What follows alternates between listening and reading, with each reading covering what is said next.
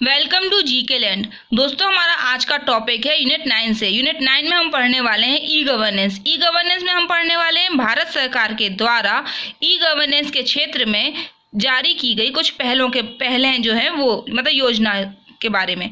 First है ज्ञान दूत। मध्य प्रदेश के धार जिले से शुरू इंट्रानेट आधारित सरकार से नागरिक तक सेवा सुपुर्दगी की पहल है ज्ञान दूत।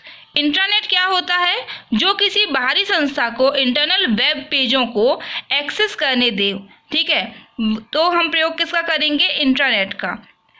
ई चौपाल इज द सेकेंड वन। तो ई चौपाल में क्या है कि मध्य प्रदेश के सीहोर से शुरू 2002 में शुरू हुई थी। ई चौपाल किसानों के उप उत्पादों को नियमित रूप से परिवर्तित करना इसका मेन एम था। और चौपाल हम सबको पता है क्या होता है, एक मीटिंग प्लेस होता है जहां सभी लोग मिलके कुछ निर्णय लेते हैं अपने गांव के बारे में, ठीक है, या शहर के बारे में। फिर इसकी टैगलाइन क्या थी वो इम्पोर्टेंट है, किसानों के हित में किसानों का अपना। किसानों के हित में किसानों का अपना टैगलाइन है ई चौपाल की। अब आता है ग्राम संपर्क। मध्य प्रदेश सरकार के द्वारा सूचना निर्माण के लिए शुरू की गई योजना है ग्राम संपर्क।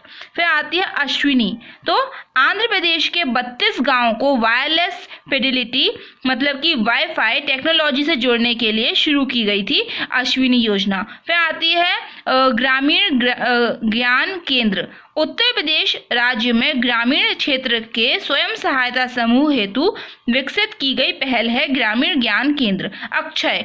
तो केरल सरकार के द्वारा 100% ई साक्षरता, ठीक है, ई साक्षरता प्रदान करने की योजना है अक्षय। फिर आता है ई एग्रीकल्चर। कृषि क्षेत्र में सूचना तकनीकी एवं कृषि मूल्यों की जानकारी हेतु विकसित की गई पहल है ई एग्रीकल्चर। ठीक है। फिर आता है हमारा ई गल्ला। क्या है? ई गल्ला। इसमें लघु एवं मध्यम वर्ग के विक्रेताओं के लिए निम्न लागत प्रबंधन प्रणाली की व्यवस्था की गई है। फिर आती है संपर्क। तो भारत सरकार के आयकर विभाग के द्वारा शुरू हुआ संपर्क, और इसका उद्देश्य बस इतना था कि नागरिकों को जो टैक्स होता है ना, कर रिटर्न भरने में सुविधा मिल जाए, बस। फिर संपर्क अलग है, ई संपर्क अलग है। ई संपर्क क्या है? ये डिजिटल इंडिया का प्रतीक है।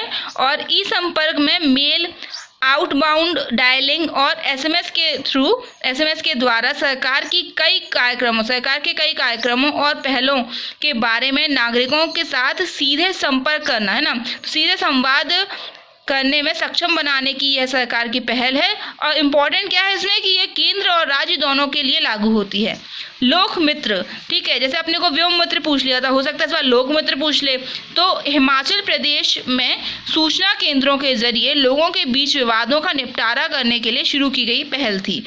ई कॉप्स। तो कॉप्स मतलब पुलिस होता है ना, तो आंध्र प्रदेश में पुलिस सेवाओं को उपलब्ध कराने हेतु कंप्यूटरीकृत है ना, कंप्यूटराइज्ड योजना है ई कॉप्स। फिर है भूमि। कर्नाटक की यह परियोजना भूमि अभिलेखों का संग्रह करने के लिए विकसित की गई है। और लास्ट वन इज सेतु। महाराष्ट्र सरकार के द्वारा सरकारी प्रक्रियाओं में कार्यकुशलता और पारदर्शिता लाने के लिए, ट्रांसपेरेंसी लाने के लिए ये सेतु जो थी योजना शुरू की गई थी ई गवर्नेंस के थ्रू। भारत सरकार की योजना है। Okay, thank you friends, bye.